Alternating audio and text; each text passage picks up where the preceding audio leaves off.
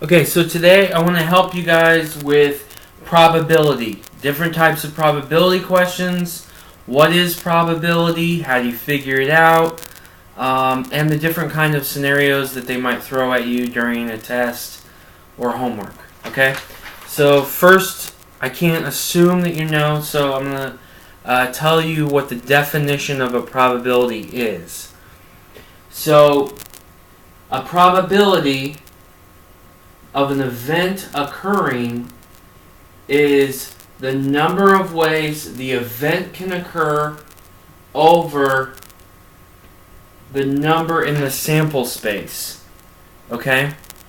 So this is the probability of some event occurring, the number of ways that event can occur, and the number that's in the sample, the number of the sample space. Okay?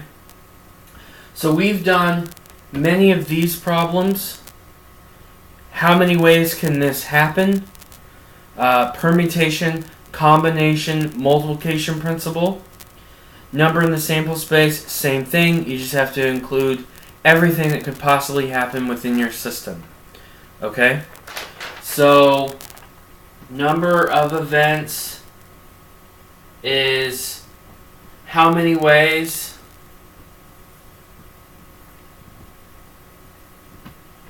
E can happen. Okay? And then N of S is number of ways for system.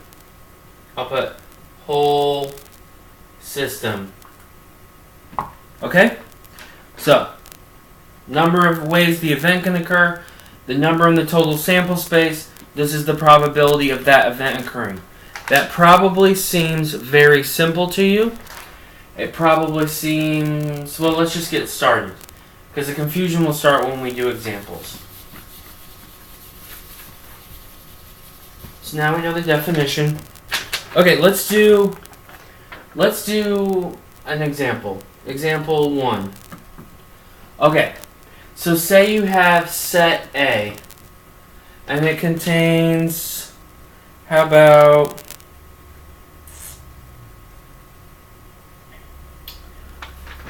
one, two, three, 4, and set B contains A, B, C, D. Okay? First 4 digits, first 4 letters, okay? So, in these types of problems, you might be asked, well, you have to form a product code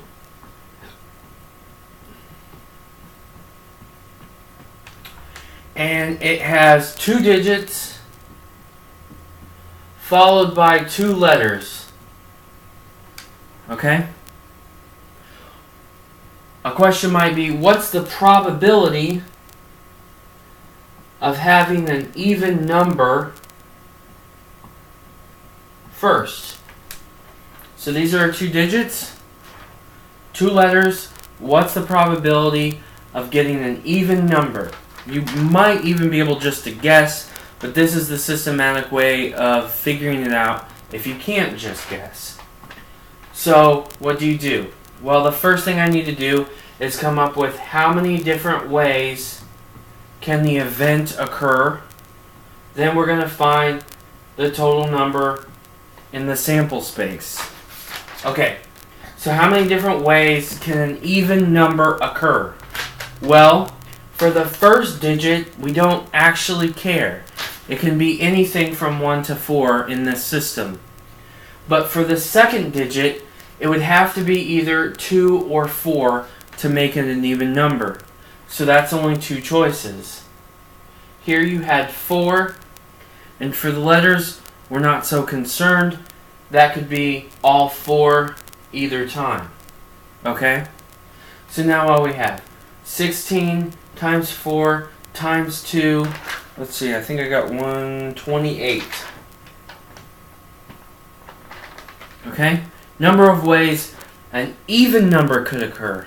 Now, what's the total number of ways this could happen in the system? So I'm going to erase this and we're going to do the whole system. Well, for the whole system, I'd have 4. I'd still have 4. I have 4 letters. And I have 4 more letters. Because you can have repeats in this particular problem.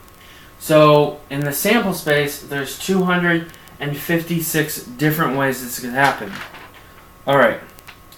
So, that's 128 over 256, or 50%.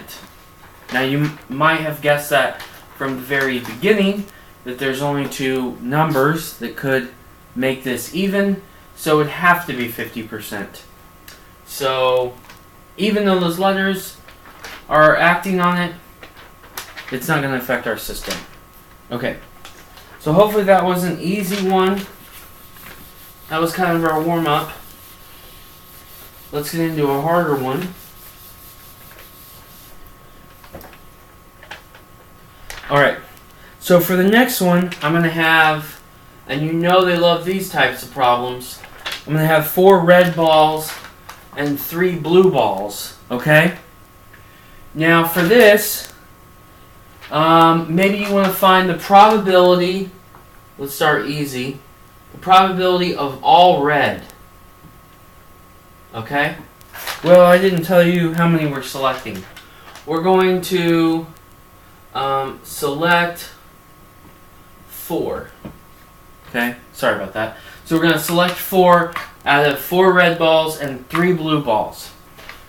So, what's the probability that you would get all 4 balls? Okay, so that's the number of ways the event can occur over the number of ways in the sample space. Alright? So how many ways can you get all 4 red balls while selecting 4? Well, that would be 4, choose 4. There's 4 red, you chose all of them. That's the event. One might say 3, choose 0. You can write that if you want to keep track. Sometimes if you have multiple things to keep track of, even though this doesn't affect it, it's just one, that can help. So the number in the sample space would be, we have 7, and we're choosing 4, so that's just 7, choose 4. Okay? Now, what did I get? I got 1/35. Okay? And that's roughly 2.9%. Okay? So, 2.9%. That's not very likely. 1 out of 35, not very likely that's going to happen. What's the probability that you get all blue balls? Okay? What's the probability that you get all blue? Well, I have 3 blue balls. I'm selecting 4 out of the system. Okay? So the number of ways the event can occur and the number of ways the sample space can occur. Well, we've already determined the sample space. That's 7, choose 4, or 35. How many ways can you choose 4 blue balls out of 3? Well, that's impossible. So, that's 3, choose 4, which is 0. 0 divided by 35, there's 0% of that event happening. And that makes sense. So the math is showing what makes intuitive sense to us. And that's a good thing. Otherwise we have a problem. So I'm going to make room for this last part. Okay. What if you want, and this is common, what if you want there to be at least 1 blue and 1 red? This is common. I'm sure you know in your homework, when you see at least, you think, oh boy, here we go. This is going to be a hard one. Alright, so 2 ways to go about this. There's the straightforward approach, the naive approach, where we can count every single way that you can do it, or you can take away the event that you don't want to occur.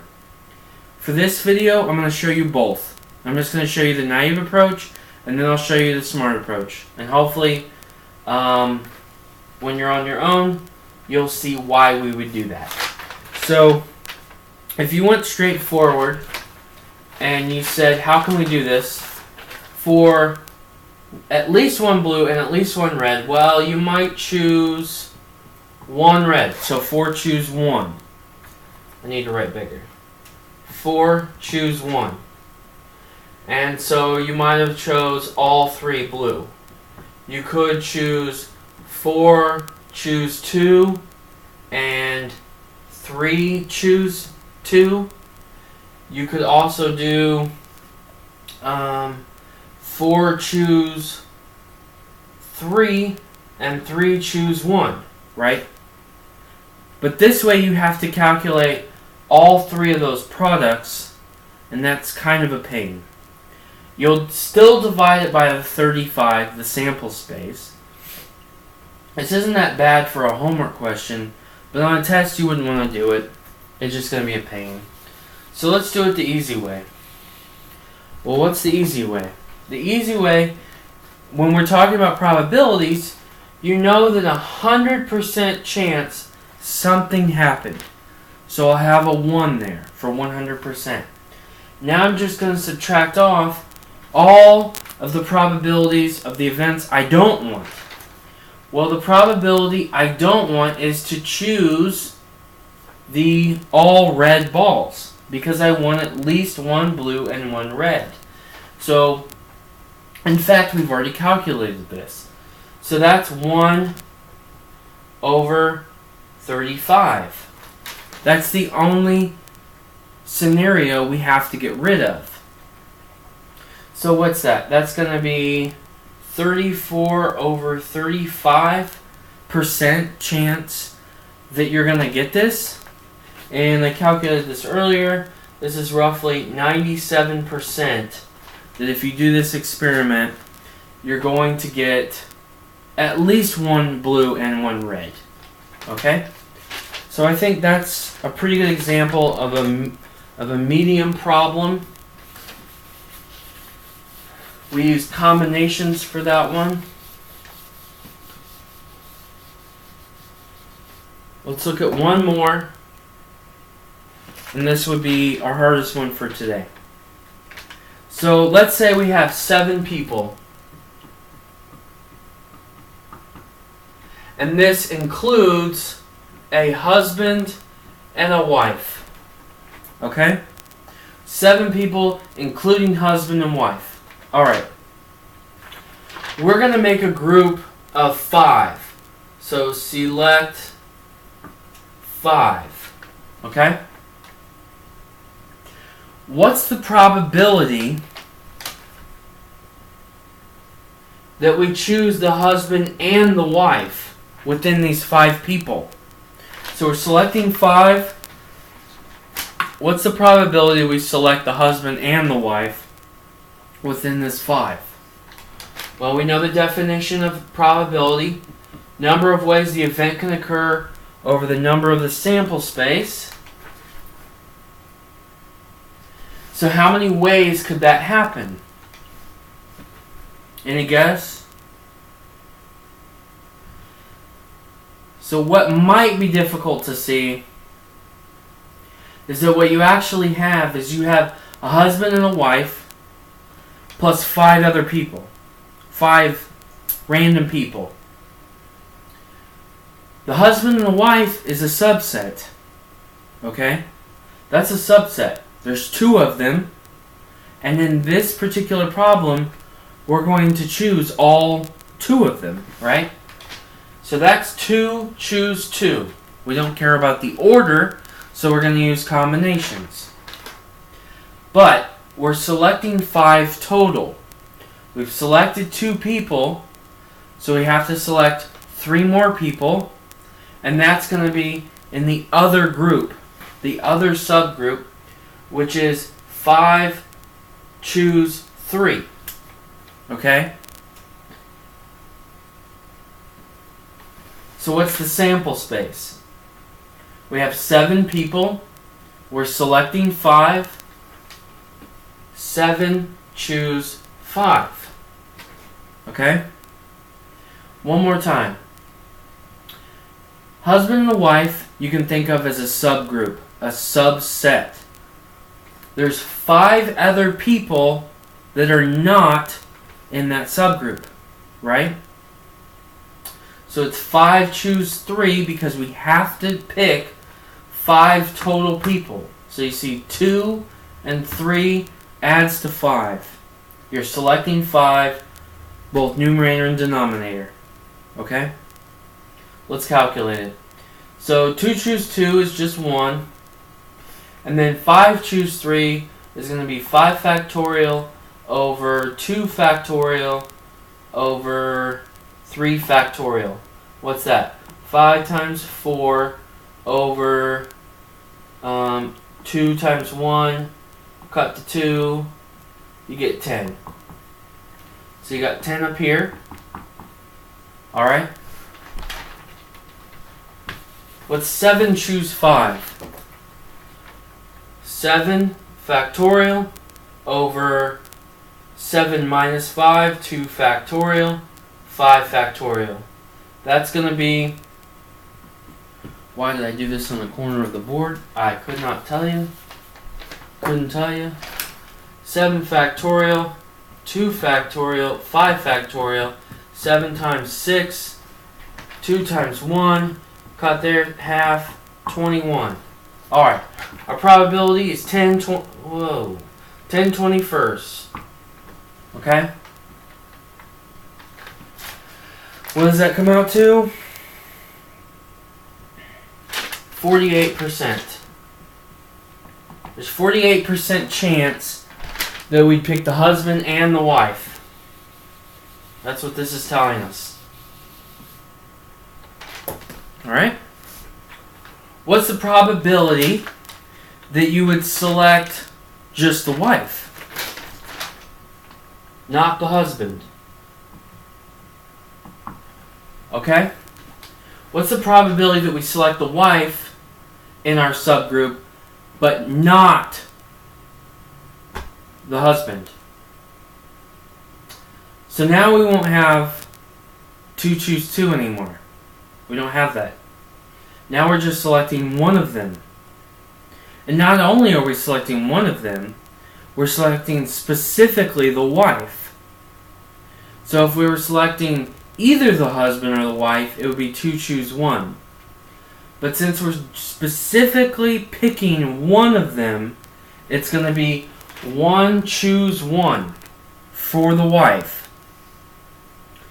Then we still have 5 other people, and if we're picking specifically 1, we must be picking 4 out of the other subgroup. Alright, we have the same sample space. 7 choose 5. 1 choose 1 is just 1. 5 choose 4 is, let's see, 5 factorial over 1 factorial. 4 factorial, that's just going to be, well, I knew that one, that's just 5. That's just 5. So you have 5 21st. That comes out roughly to 23%. There's 23% that randomly you would select the wife, not the husband, out of selecting 5 people out of 7 people. Okay? Now, last one. What's the probability that you select at least the husband or the wife? The probability of at least husband or wife. number in the event, number in the sample space. So, at least husband or wife. That means we could either pick the husband, we could pick the wife, we could pick both of them. Okay? So, at least, this signifies that you should think about trying to do the problem backwards. Try to think about the way, what is the scenario you don't want to happen? You don't want the husband or the wife to not get it. Not get selected. Well, what's that? That would be 100% minus the probability that those other 5 people get selected without the husband or wife. So that's going to be 5 choose 5 over 7 choose 5. Okay? So what's that? That's our 1 over 21. So that's 1 minus 1/21. So that's 20 over 21. And I calculated that to be roughly 95% chance that at least either the husband or the wife gets it. The other way you can do is you can do like we did before, where you've calculated where one of them gets it. Then you can do the same thing if the other one gets it. It'll be the same. And we already calculated if they both get it. And you can add those up. And you'll still get 95%. Okay? So, these are some examples of probability questions, permutation, combination. Generally, I see a probability question, it'll probably be, probability questions will probably be combination from here on out until the midterm, because there's more you can do with combinations. However, that's not to say that you won't see the occasional permutation question, or that you won't have to figure out some tree problem here or there. But for the most part, it's probably going to be combination from now until your midterm. Okay? So, as always, I hope this helps. If it doesn't, let me know. Send me an email. Write in the comments.